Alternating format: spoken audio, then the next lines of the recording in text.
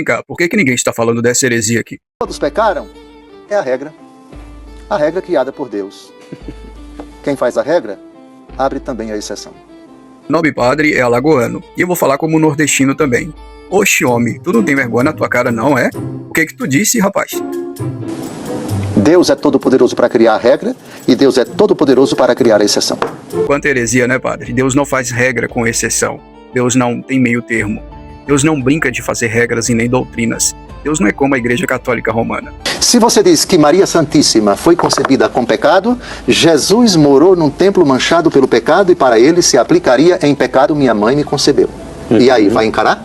Vamos por partes. A heresia chamada Immaculata Conceptio, em latim Imaculada Conceição, foi criada pelo Papa Pio IX em 1854. Esse dogma chamado Imaculada Conceição foi definido oficialmente na bula Ineffabilis Deus. O fundamento teológico que é utilizado para calcar essa ideia é que, para ser digna de gerar Cristo, Filho de Deus, Maria precisava estar totalmente livre do pecado. É importante salientarmos que nem a Igreja Ortodoxa acredita nessa prática de Imaculada Conceição. Apesar do Panagia, a Igreja Ortodoxa acredita que a Maria ela foi purificada. Ou seja, nem a Igreja Católica como um todo, tanto a ortodoxa quanto a romana, tem unanimidade concernente ao assunto, o que já demonstra por si só uma inconstância nesse assunto. Mas eu quero olhar para o texto de Romanos 3:23, que foi citado pelo padre, porque eu não quero que esse vídeo fique só com minhas meras opiniões. Claro que, como protestante, eu vou ficar contra o dogma romano, mas eu não quero apenas emitir opiniões sem fundamento. Eu prefiro ir para o texto bíblico e vamos fazer uma exegese olhando o texto original em que foi escrito, que é o texto grego,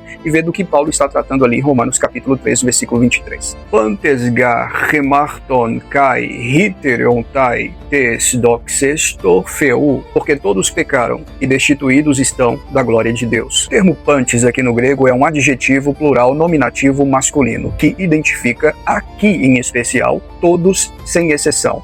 Todo ser humano, exceto Cristo, nasceu em pecado, por causa do pecado original. E isto inclui também Maria.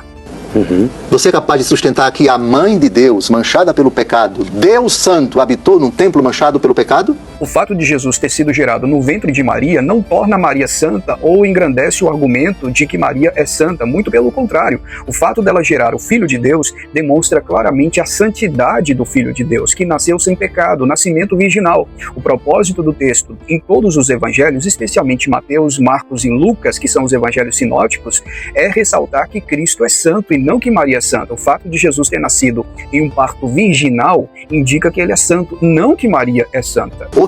Outra. Maria Santíssima gerou Jesus sem a participação de nenhum homem? Como se fará isso se eu não conheço homem algum? Argumento insustentável novamente. O fato de Jesus ter sido concebido pelo Espírito Santo no ventre de Maria sem a participação de homem algum é justamente o motivo que ressalta a santidade de Cristo e não a santidade da mulher Maria. Pelo menos é isso que diz Lucas capítulo 1, versículo 35. O Espírito do Senhor virá sobre ti e o poder do Altíssimo te cobrirá com a sua sombra, e também este santo,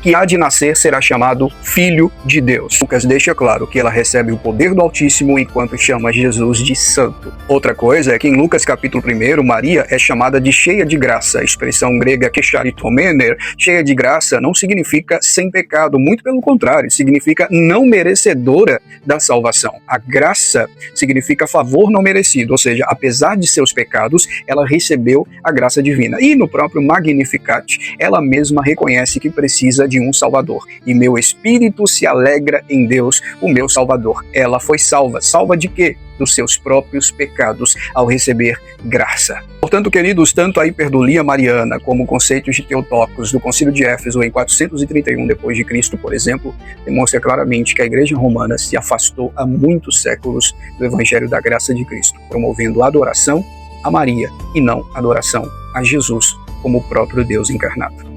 Se você gostou desse vídeo, não se esqueça de curtir, comentar, compartilhar, deixar aqui sua opinião, porque isso ajuda a melhorar ainda mais os nossos conteúdos.